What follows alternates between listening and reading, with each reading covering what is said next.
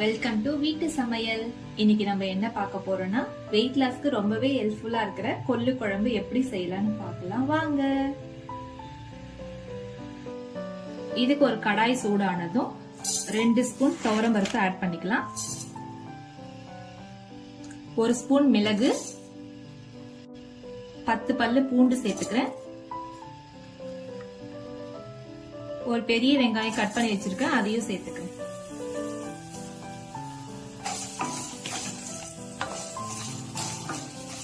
இது எல்லாமே ட்ரை ரோஸ்டா நம்ம வறுத்துக்கலாம்.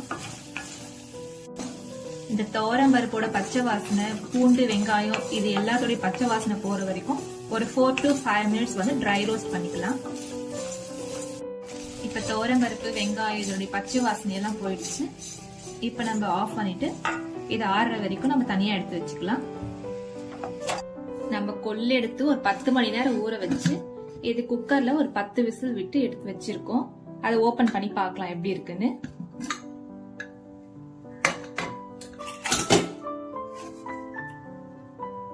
இப்ப நல்லா வெந்திருக்கு பாருங்க.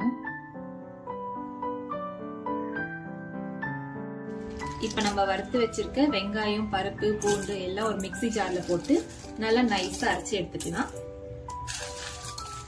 இப்ப நல்லா இந்த மாதிரி நைஸா அரைச்சிட்டோம். இதை எடுத்து நம்ம தனியா வச்சுக்கலாம். இப்ப நம்ம வேக வச்சிருக்கிற கொள்ளை மிக்ஸி ஜார்ல போட்டு ஒரு பல்ஸ் மோட்ல போட்டு எடுத்துக்க போறோம். அப்பதான் வந்து குழம்பு நல்லா திக்கா கன்சிஸ்டன்சில வரும். அது வேக வச்சிருக்க தண்ணியை நம்ம ஊத்த தேவையில்லை. அதை எடுத்து நம்ம அப்படியே வச்சுக்கலாம். குழம்புக்கு இது நம்ம யூஸ் பண்ணிக்க போறோம். இந்த கொள்ளு பல்ஸ் மோட்ல போட்டு இந்த மாதிரி நான் அரைச்சு வச்சிருக்கேன். கடாய் வச்சு சூடானதும் இதுல 2 ஸ்பூன் எண்ணெய் நம்ம சேர்த்துக்கலாம்.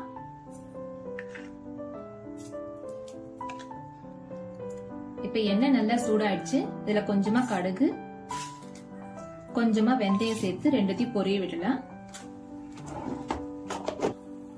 கடுகு எல்லாம் பொரிஞ்ச உடனே நம்ம வச்சிருக்க ஒரு 10 பல்லு பூண்டை இதோட சேர்த்துக்கலாம்.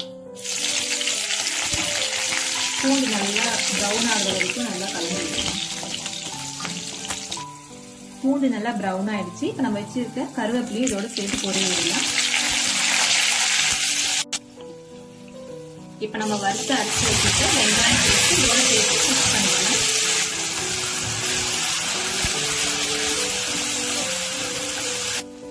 இப்ப நம்ம கொள்ளு வேக வச்ச தண்ணியும் இது கூடவே சேர்த்து நல்லா மிக்ஸ் பண்ணி விட்டுடலாம். இது நல்லா கலந்து விடுங்க, அடிப்பிடிக்காத மாதிரி. இந்த மாதிரி கொதிக்க ஆரம்பிக்கிற ஸ்டேஜ்ல 1 ஸ்பூன் மிளகாய் தூள்,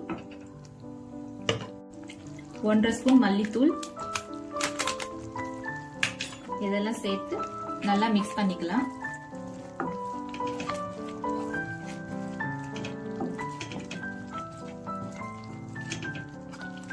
இப்ப இந்த ஸ்டேஜ்ல ஒரு நெல்லிக்காய் சைஸ் புளி வந்து ஊற வச்சிருந்தேன், அதையும் கரைச்சி இதோட சேர்த்துக்கலாம். சேர்த்துட்டு இந்த குழம்புக்கு தேவையான உப்பு நீங்க சேர்த்துக்கோங்க.